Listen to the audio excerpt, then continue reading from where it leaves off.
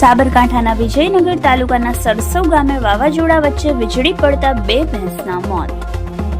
વીજળીનો કડાકો એટલો ભયંકર હતો કે 2 ભેંસના મોત થયા તેમજ ઝાડ સાથે દિવાલ અને છતમાં પણ નુકસાની. વીજળી પડવાથી લીમડાના ઝાડમાં આગ લાગી અને વૃક્ષના ટુકડા થઈ ગયા. અસારી દિનેશભાઈ શાંતિલાલ નામના ખેડૂતને ભારે નુકસાન વેઠવાનો વારો આવ્યો. ઘટનાને પગલે પશુપાલક પર આભ તૂટી પડ્યો. વીજળીના કડાકા સાથે કમોસમી વરસાદ અને વાવાઝોડાએ ગ્રામીણ વિસ્તારોમાં ત્રાહિમામ. ગ્રામીણ વિસ્તારમાં પણ વીજળી અને પવનના તોફાનથી ખેડૂતોને આર્થિક નુકસાનીના અહેવાલ.